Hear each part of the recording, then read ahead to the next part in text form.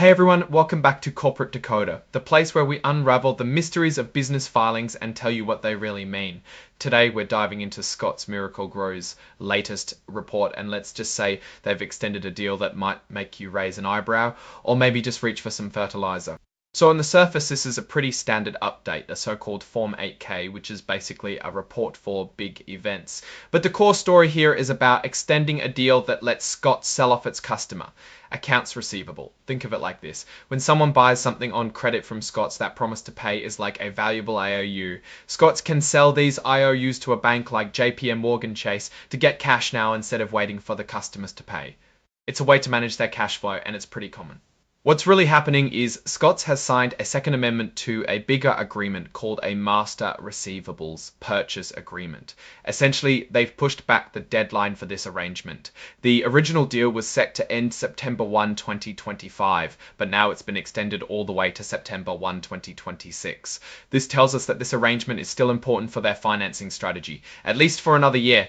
Now let's talk numbers, because that's where things get interesting. This facility, this arrangement for selling IOUs can be worth up to a massive $750 million. That's a lot of customer promises to pay. And don't forget, this is for accounts receivable generated from sales to 5 specific big customers of the company. So they're not just selling any old IOU, but specific ones from their major clients. Even though they're selling these IOUs, Scott, specifically the Scott's Company LLC, acts as the servicer. This means they still collect the money from the customers. For doing this work, they get a small fee, just 20 basis points. Now, a basis point is like a fraction of a percent, so 20 basis points is actually only 0.20%. It's a small fee, but for handling hundreds of millions of dollars, it adds up. It shows they are still managing the customer relationship, even after selling the receivable. Here's a key detail. This is an uncommitted facility. What does uncommitted mean in plain English? It means Scott's can't force the bank JP Chase to buy these IOUs if they don't want to. The bank decides each week how much they'll purchase, up to that $750 million limit. And importantly, the bank can end the whole deal early if they choose. This gives the bank a lot of flexibility, and it means Scott's doesn't have a guaranteed source of funds here. They are relying on the bank's willingness to keep buying. Of course, deals like this come with lots of rules and promises. The agreement has what they call customary representations and warranties and covenants. This is just fancy talk for the normal stuff you'd expect. Scott's promises that the IOUs they sell are legitimate, that they actually belong to them, and that they haven't been messed with. They also promise to stick to certain rules, like how they handle the accounts.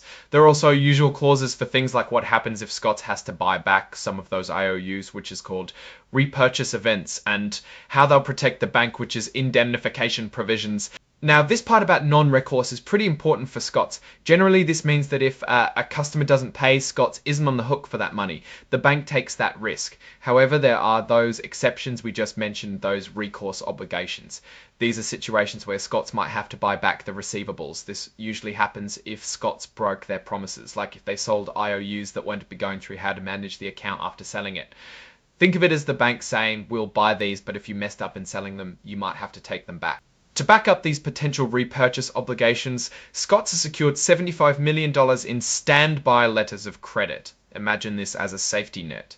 If Scott's owes money back to the bank because of those recourse obligations we just talked about, these letters of credit can be used to cover that debt. This is a pretty comforting detail. It means there's money set aside to handle the worst case scenarios related to this receivables facility, and it actually comes from their main credit line, their senior secured revolving facility.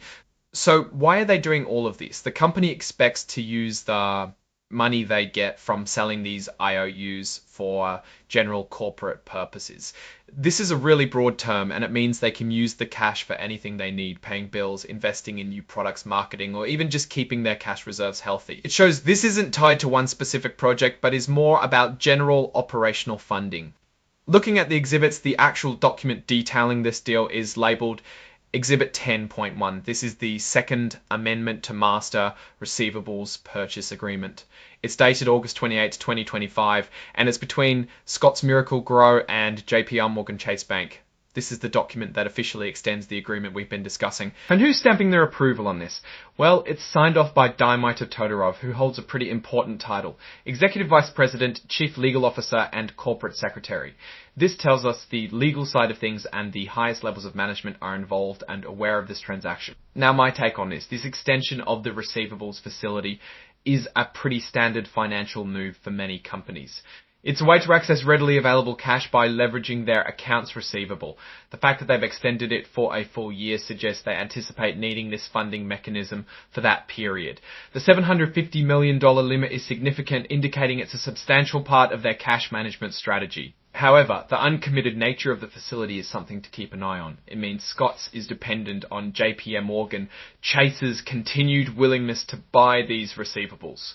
If the economic climate changes or if the bank's risk assessment shifts, they could potentially reduce or stop purchases, which could create a funding gap for Scott's. The $75 million letter of credit provides a safety net for the recourse obligations, which is good, but it's important to remember that even with that, there are still potential buyback requirements for Scott's if they don't meet their obligations under the agreement. Overall, Scott's Miracle-Gro seems to be managing its short-term financing needs effectively through this arrangement. It's not a sign of deep trouble necessarily, but rather a strategic tool they're using.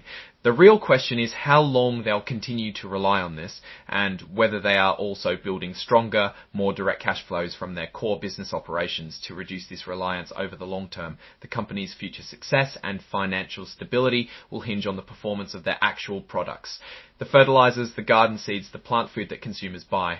This financing deal is just how they're smoothing out the cash flow in the meantime. What's your take on this extended receivables deal for Scott's Miracle-Gro? Do you see it as smart financial management or a sign of something else?